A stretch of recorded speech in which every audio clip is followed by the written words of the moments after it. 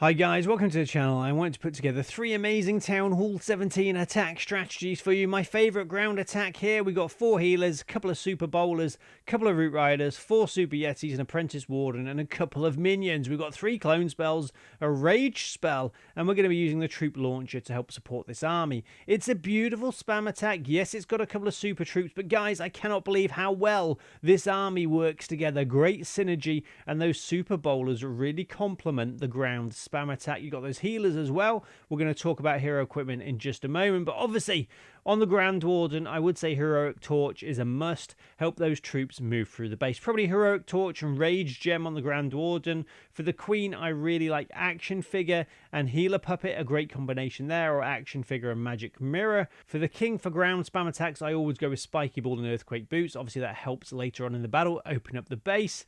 And for the Rule Champion, Electro Boots and Haste Vial, or Electro Boots and Rocket Spear is a sound combination as well. So we've got 3 different attacks to go through today. All the army copy links in the video description, so don't worry, you don't need to go back and write them all down. But this is probably my #1 ground attack at the moment. I do think it is super powerful. Yes, you do need that Heroic Torch, guys. I know Heroic Torch is really good though, but I would like it to have a bit longer duration. But I do think this is a really good, easy to use attack strategy. So I'm just going to talk quickly about what clan castle troops to use. If you're going to use the troop launcher, I'd say have a couple of root riders, a nice golem in there. You've got the clone spells. You can use the clone spells on whatever you want. You can use it on super yetis. You can use it on root riders inside the siege machine.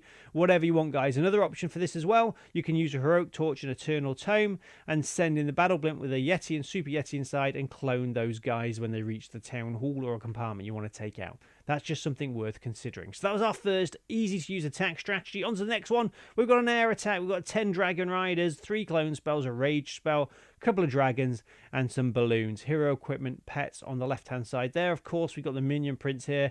I do think the Minion Prince is super powerful.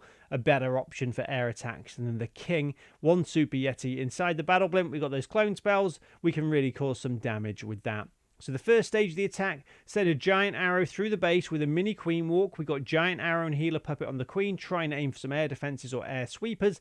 Then a bit of a funnel. You can send in a couple of dragons on one side, a couple of dragons on the other. Then send in your Grand Warden on air mode. I would say Eternal Tome and Rage Gem is a great combination. Then it's up to you what you want to do with the siege machine. I would suggest using the battle blimp with a super yeti and yeti inside and trying to take out high value targets. Obviously the battle blimp isn't always going to reach the town hall after the Eternal Tome rework, but we've got so many clone spells and a rage spell, you can still do loads of damage, and you don't always need to target that town hall. You can target other compartments. Then if you need to, you can use your rage spell, your clone spells to clone those super yetis or yetis and do loads of damage. You can also use the clone spells on the balloons you've got in the army. The dragons, I'd probably avoid using them on the dragon riders though. You don't get enough value like you do with dragons or the yetis or balloon. And as you can see, guys, we are going to get 3 stars. Let's go through the hero equipment on the other heroes then. We've discussed the Queen. Grand Warden, like I said, Eternal Tome and Rage Gem sort of combination. You can have Healing Tome and Eternal Tome, up to you. On the Rule Champion, I do like Rocket Spear and Electro Boots. I think it's a great combination. Send in your Rule Champion a bit later. And on the Minion Prince, I do have Dark Crown and Dark Orb. I think that's a great combination, but I know a lot of you are probably using Dark Orb and Henchman Puppet. That's fine as well. Whatever works best for you. This is a really easy to use air attack. What you can do to make it a bit easier probably is drop all of the dragon riders and just have dragons. Just have all dragons in your army. How many is it? Can you have 16 or 17? I think, I'm not sure. 17, 16 and a half. Anyway, either 16 or 17 would be a bit easier, but I do think the dragon riders on certain bases can be really, really amazing as well. So that's our second attack strategy, just the clan castle to take out for 3 stars, and the Minion Prince doing a great job. And we do have a revive spell. I'd say try and save that revive spell for either your Rule Champion or your Minion Prince to do loads of damage. On to the last attack. We were talking about 17 dragons, weren't we? So there we go, guys. It's a bit different, this one. We've got 17 dragons, pretty similar hero equipment to the last attack, but this time we're going to have a lot of revive spells. We've got 2 clone spells, so we can clone the Super Yeti and Yeti inside the battle blimp again, or the dragons, whatever you want to do. But we've got those revive spells, because I found on some attacks, having those extra revive spells, especially for the Rule Champion or Minion Prince, can be really beneficial. So there we go.